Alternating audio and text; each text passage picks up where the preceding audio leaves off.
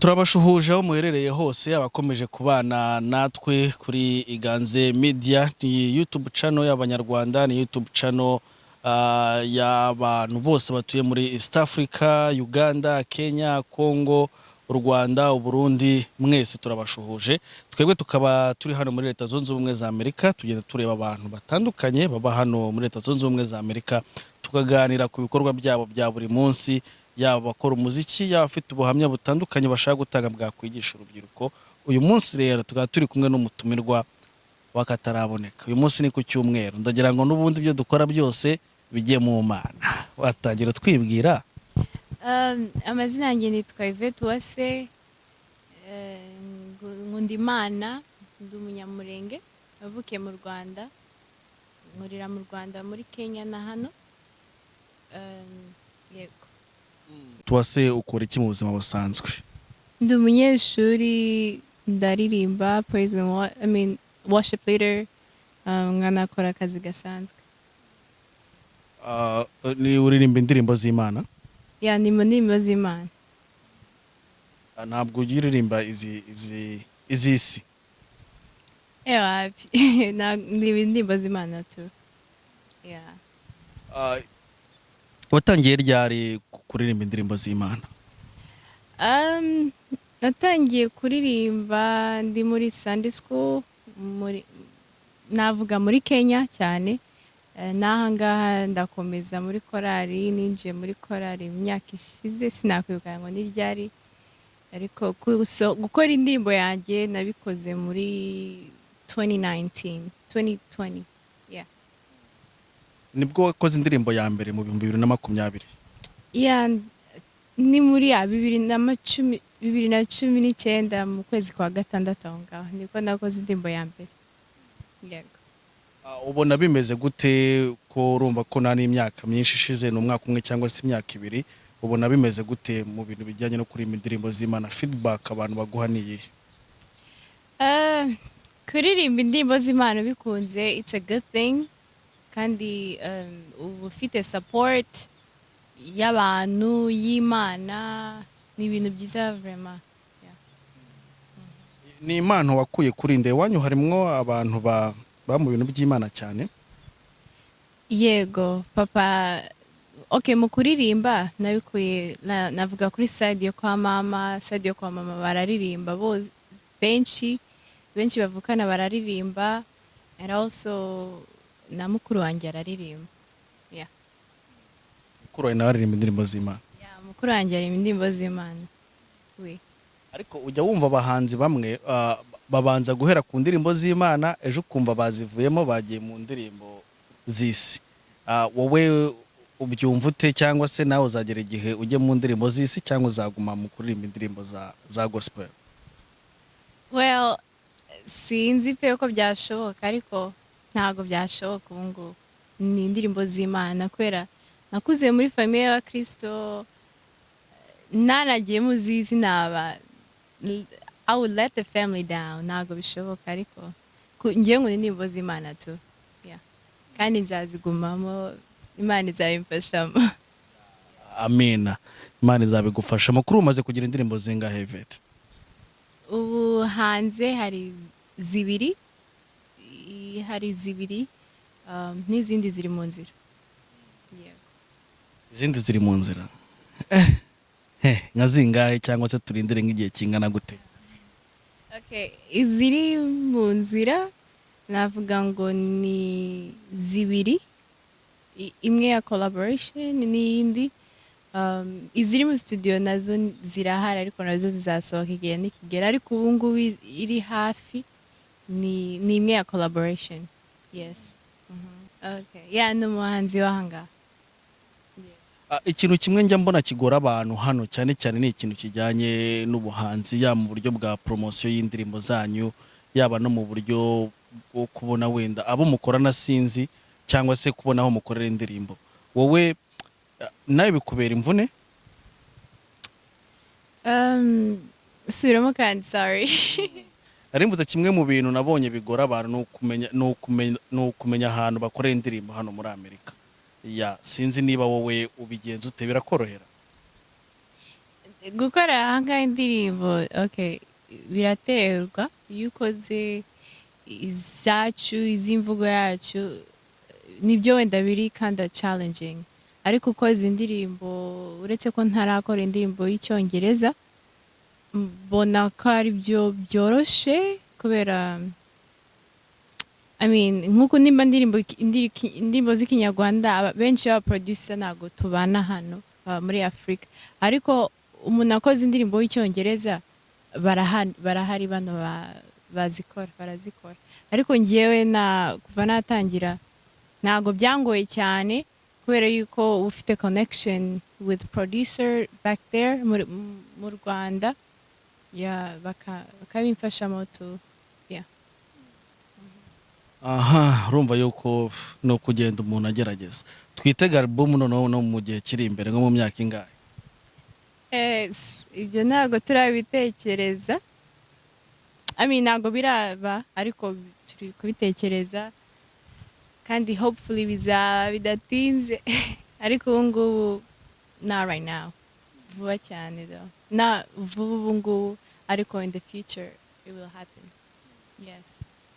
Yvette mbwira ikintu kigucalenjinga cyane cyane mu buzima iyo uri kwinjira muri mwuga wawe wo kuririmba indirimbo z'Imana. The challenging thing is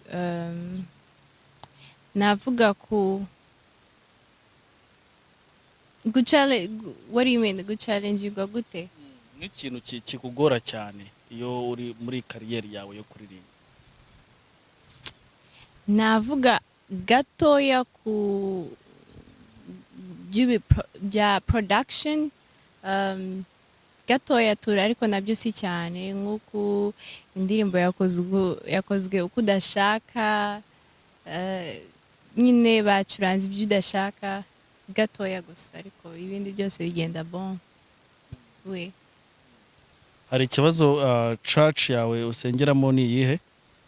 Nsengera muri Carmel Temple Christian Church we. N'ubundi ubwo barizwa muri korali yaho ngaho? Yego niho ndirimbira.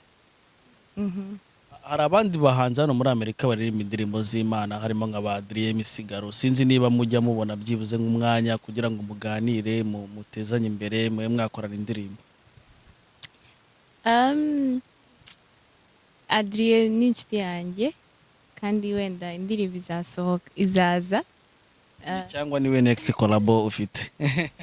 No, maybe or maybe not ariko nabo baradufasha kubera urabona nibo babitangiye generation yabo niyo yatangiye nakuze mbona wenda Adri aririmba n'abandi baririmbyi bahangaha cyangwa se hose in the world batandukanye baradufasha baduheza ibitekerezo baradufasha cyane.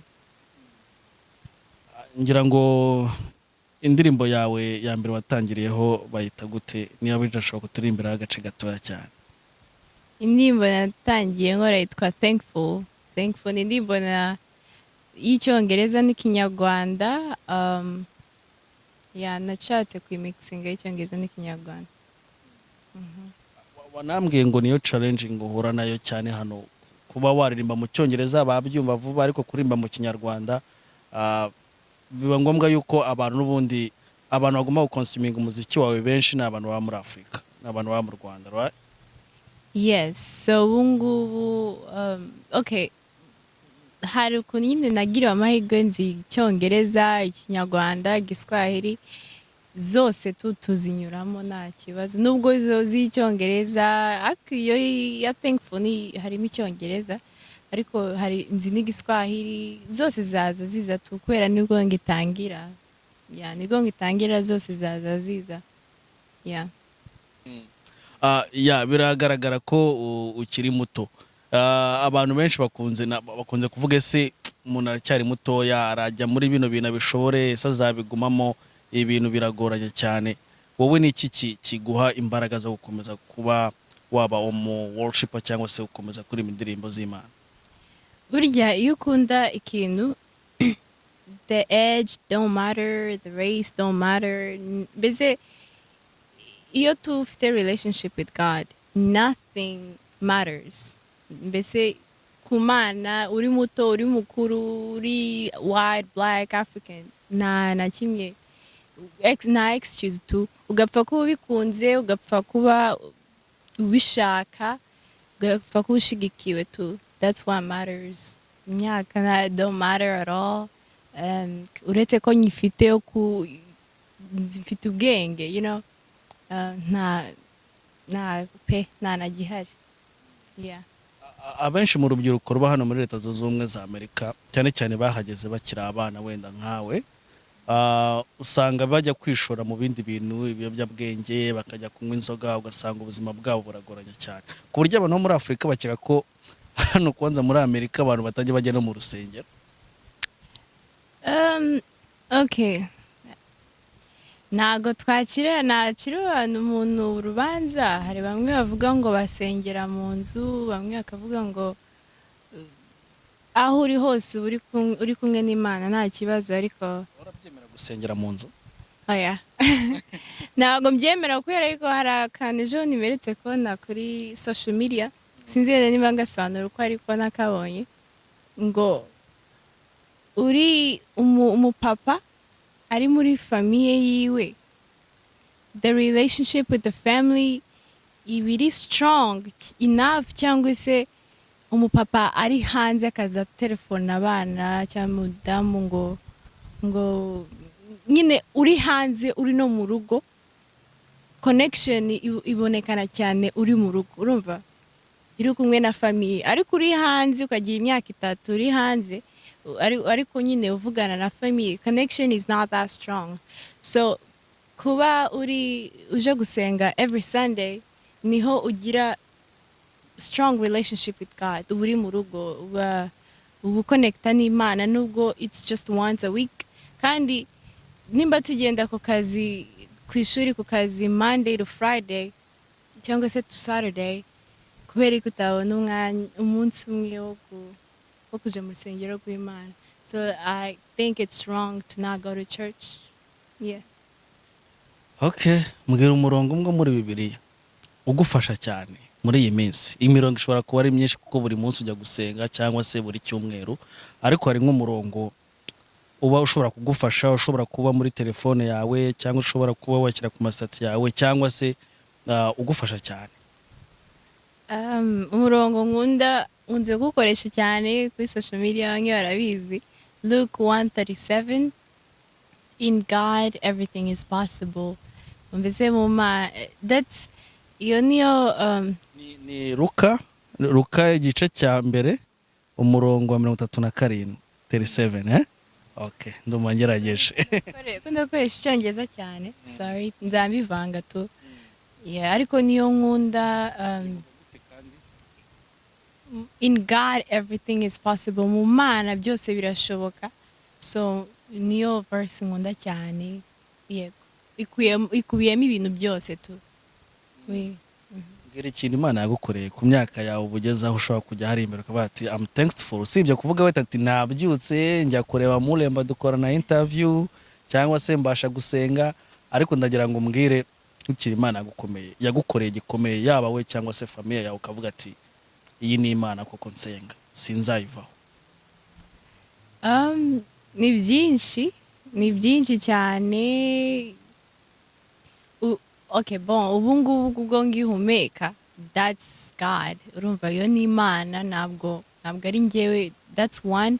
Kandi wenda mvuze specifically kumwihariko, ni byinshi sinabivuga, bimwe biba biri personal, bimwe biba biri muri rusange. Kibe nk'ubuhamya ushobora gutanga mu rusengero, umunsi wenda uzaba wahamagaye ngo utange ubuhamya mu rusengero, bizaba ari ubuhamya ushobora gutanga ku buryo n'uwabyumva wese nawe bishobora kumufasha akaba ntawamenya, ushobora kugira abo urokora cyangwa se abukiza muri aka kanya. Okay, navuga kimwe Imana yankoreye, ntago byari about me, ariko yabikoreye mama. Navuga nyine kubera ari mama yararwaye muri 2016 aragwara pe ku buryo bari kumarira iminsi, aragwara cyane atwite. ariko kubw'Imana arakira. Nibwo buhamya bumwe muri bukuru, one of the big testimony that I have in my heart. Yes. Wasenze Imana avuga ati ahora twumvisha Nyagasani. Narasenze, famiye yarasenze, abantu benshi barasenze kandi Imana yabidufashijemo. Yeah. Waraye mu masengesho, kimwe byita kurara mu masengesho.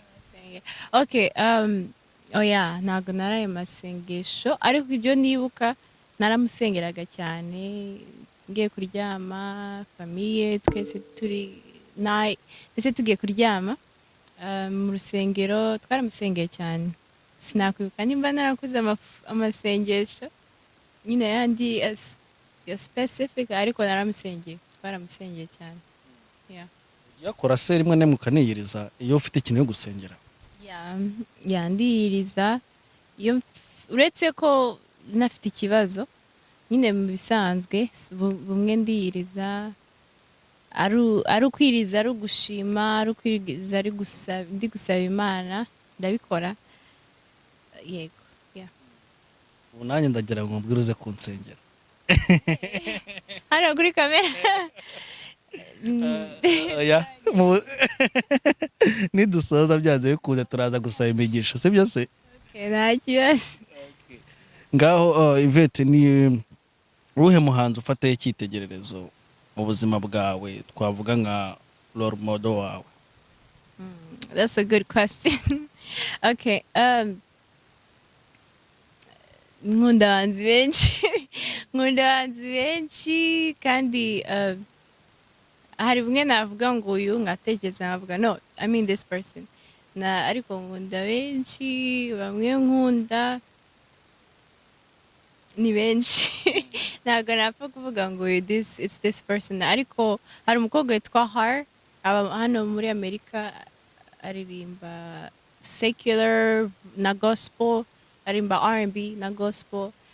Mukundira ijwi ryiwe, mukundira ibikorwa byiwe, ngakunda aba hano, ngakunda undi witwa ngo ni John McReynolds. Yego. Cyangwa ushaka kumvuga? Nabo ni sawa, yaba na John ni sawa. Naba ibo ni benshi, ntago ni benshi cyane, ba James Daniela, ba Adrie, ba Gentil, ba Prosper, ni benshi, ba Serge. Hari izina ubundi ryaciye ibintu i Kigali bita Israel Mbonyi, ntabwo muvuzemo? Nawe niyo mpamvu nari nkubwiye, ndavuga umwe nibagiwe, nawe ndamukunda cyane, nkunda indirimbo ze, a man of God. Yego. Hari akantu ngira ngo tuganireho, hari ibintu aherutse kwandika ngo nubona umuturanyi wawe, wenda nimvuga umuturanyi aho utari bwumva ikinyarwanda ze wenda kumbaza neza, ngo nubona umuturanyi wawe urakizi? Ndacyumva cyane. Nubona umuturanyi wawe akize ntukamugirire ishyari, bishatse kuvuga ko Imana iri muri iyo quartier yanyu, ntawamenya wenda ejo yaba ari wowe. Niko nabonye Adrie avuga. Icyo kintu nagitekerejeho, ariko birashobora ko nafite Imana cyane, wenda muri ngewe nyiburira ntuza, ndagira ngo nsobanurire noneho wowe. Abantu benshi ngira ngo bagirira abandi ishyari iyo babonye batangiye gutera imbere, sibyo? Ku buryo n'umuturanyi wawe ubonye yaguze inzu, yaguze imodoka, yayibye, se yakuye hehe? So koko ntabwo wowe ubitekerezaho ute nk'ibyo bintu? Okay, kugira ngo umuntu agere ahantu aba hari aho yavuye, ntabwo nakugirira, waba warateye imbere, ntabwo waba warateye imbere nanjye nifuze kumbera nkawe cyangwa se nkugirire ishyari, kubera yuko hari ibyo waraciyemo kugira ngo ugere aho uri. Wenda ibyo Israel yavuze, waruvuze ngo ko warukoresheje kandi, ariko we yaravuze ngo nubona umuturanyi wawe akize ntumugirire ishyari, ahubwo Imana ivuze ko iri aho ngaho hafi, wenda ukurikiyeho yaba ari wowe. Yeah, I think one of the wenda nibyo narivuze, ntabwo nari mbisobanuye neza, ariko nari nshatse nko kubivuga nanjyeho gato. ariko imana nawe yakuvana aho ngaho tu. It's God's timing. God's timing is the best timing. Kandi mugenzi wawe wageze ku byiza nawe ukarindira cyangwa se ugasenga ukarushaho gusenga ubonye ko utari gusubizwa ukamenya ko hari ikibuze tu cyangwa se you just gotta wait for God's timing. Isaha y'Imana ni isaha nziza cyane. Ziri igihe ndagira ngo noneho umbwire ni iki ushobora kubwira umwana ubu ngubu uri mu muhanda udafite ibyo kurya nonaha nijoro utazi ko ejo azarya, umuntu uryamye kwa muganga utazi ko ari bukire, ni iki wababwira? Ndagira ngo bumve Yvette byibuze ko nawe n'ubuhe butumwa wabaha.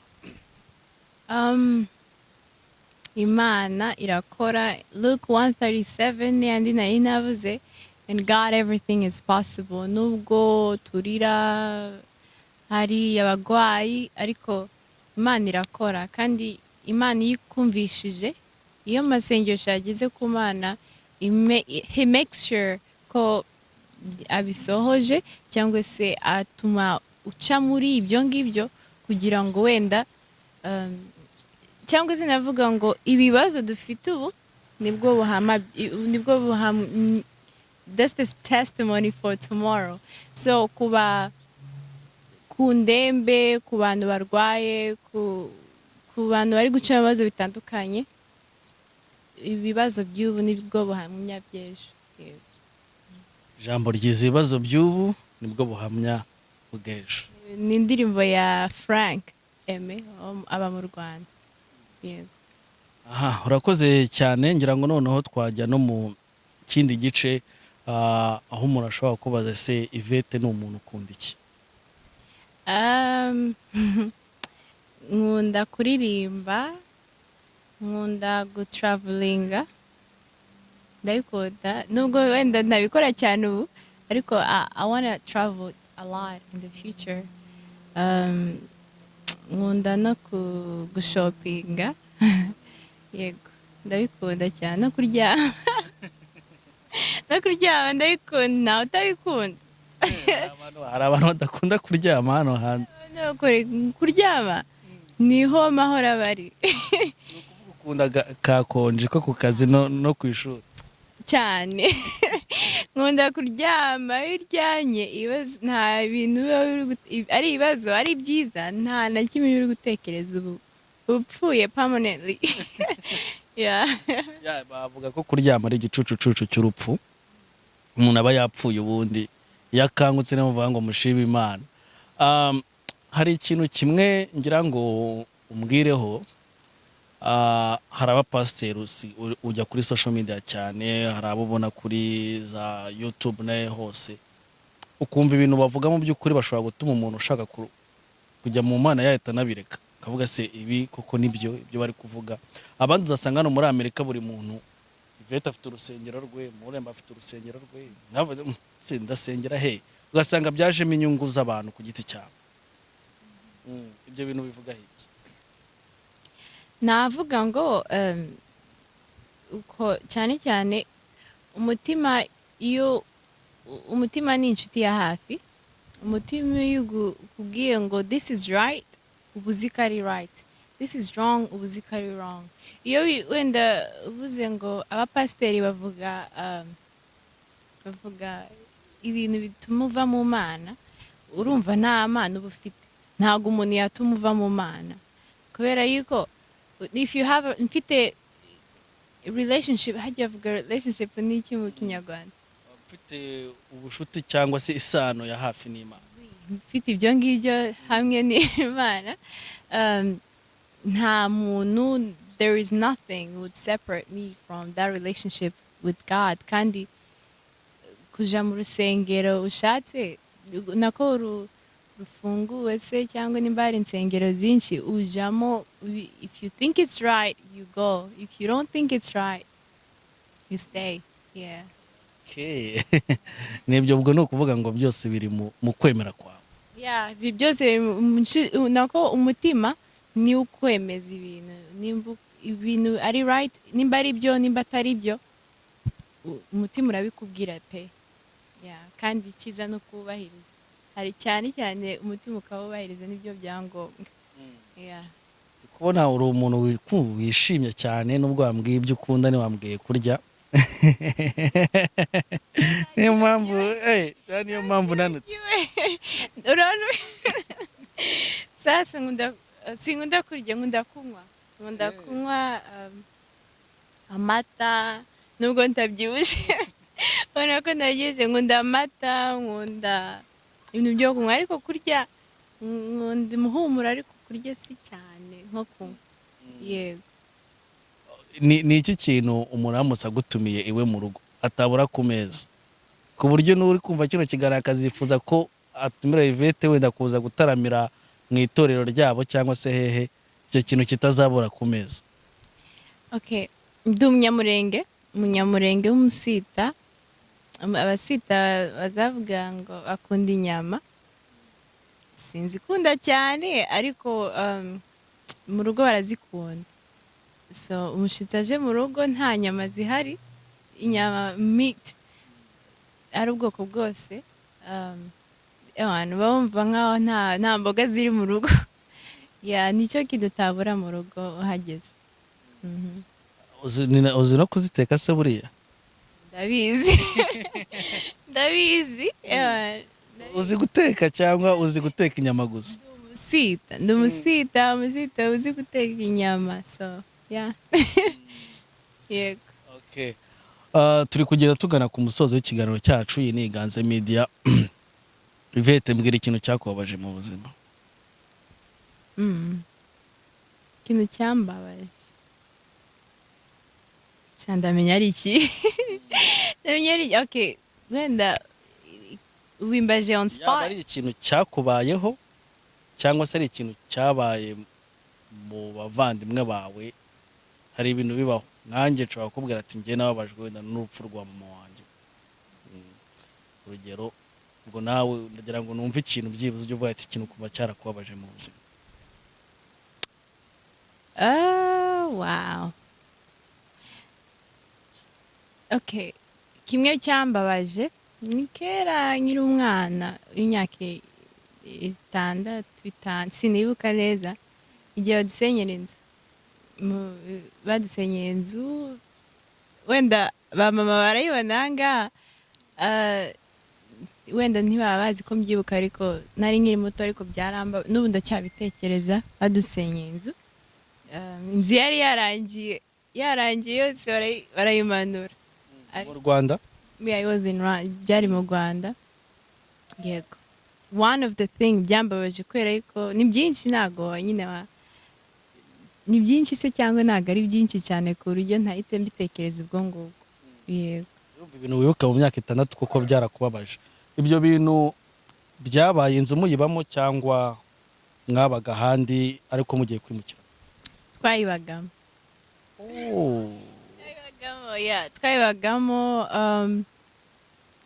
Twayibagamo bidutera kugenda muri Kenya. Yego. Mwafashe icyemezo urabareka tuve hano tugende muri Kenya bitewe n'ibyo bibaye. Ngira ngo iryo joro sinzi ko waryibuka, wenda ubwo ati mwaraye hehe, byari bimeze gute? Urumva ko byaramarira byanze bikunze. Nibuka ko sinibuka neza, ariko sinibuka.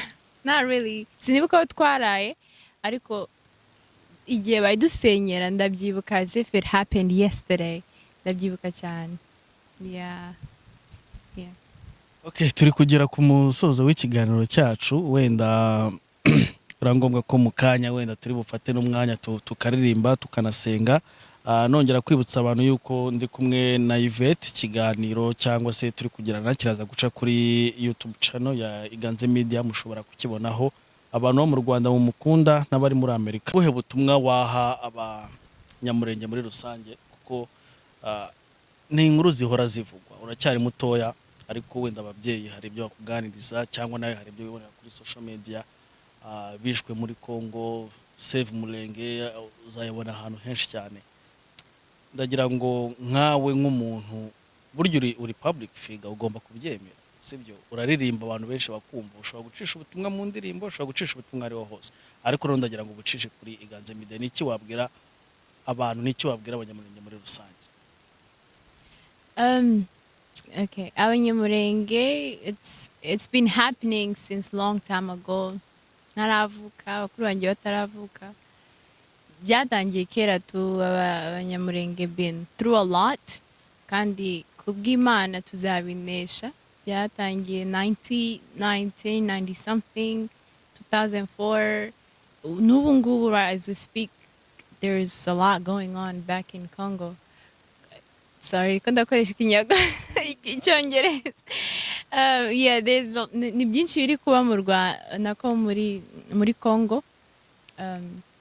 Kuri bene wacu Abanyamulenge ariko icyo dusenga cyangwa se we have faith ko umunsi umwe bizashira tukagira amahoro nk'andi moko. Yego. Okay, nk'ibyo rongera ngo reka Imana izabikoraho byanze bikunze Imana dusengera twumva kandi igihe cyose nk'uko bivuze n'igihe kitaragera hari umunsi kizagera abantu bakongera bakishima abantu bakongera bakabana sibyo se mvugira ati amen amen amen bizashira pe ngiye kukwisabira akantu kamwe kugira ngo dusoze ndagira ngo udushyire imbere y'Imana na business yanjye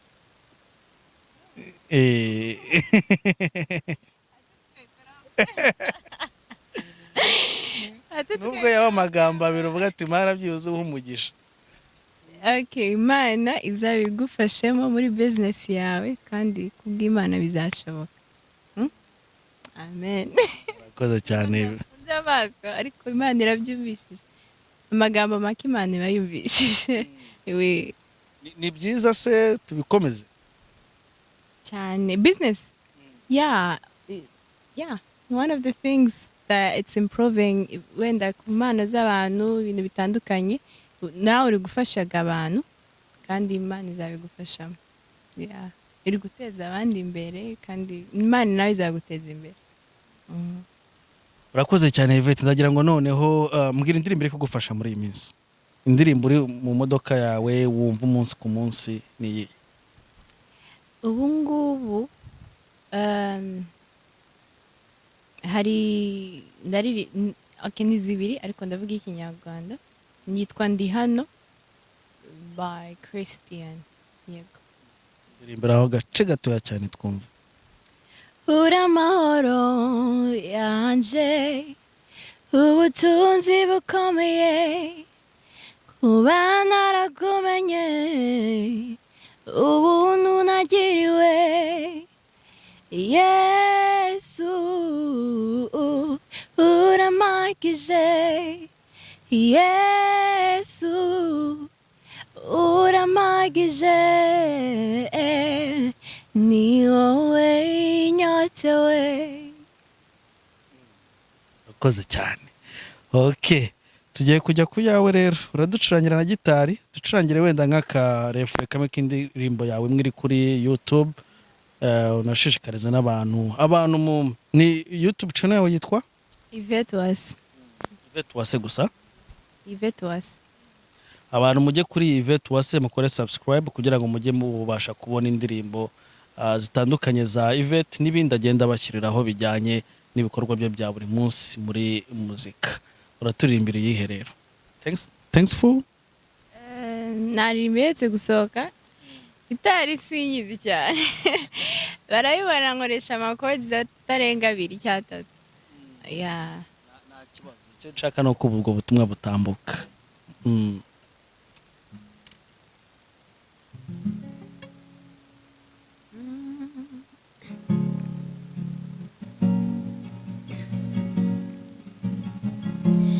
Siniga iribyejo ibya kera waruhari nyongera imbaraga mwami ngomeze urugendo sin niga nyiri by'ejo n'ibya kera wari uhari nyongera imbaraga mwami nkomeze urugendo intimba zanje warazikoreye ineza yawe iranangaza mutima wanje imbazi y'Imana mutima wanje imbazi y'Imana mutima wanje imbazi y'Imana. Amen. Amen. Urakoze cyane Yvette, tunagushimire cyane kuri uyu mwanya uduhaye w'iminota itari mikeya. Twizere yuko uri buze gukomeza kugira umunsi mwiza kandi n'ubutane tugukenera tuzakubona, sibyo se? Kabisa nta kibazo. Sinzi niba hari abantu ushaka gushimira mbere yuko tugenda cyangwa se niba hari ubutumwa bundi waba ufite mbere yuko dutandukana. Nshaka wewe kumwihariko kubwo wanumiye hano. Nshimira n'Imana, nshimira n'inshuti n'imiryango wanjye, ababyeyi, abo tuvukana, inshuti, yego. Urakoze cyane Yvette wose. Merci, urakoze cyane nawe.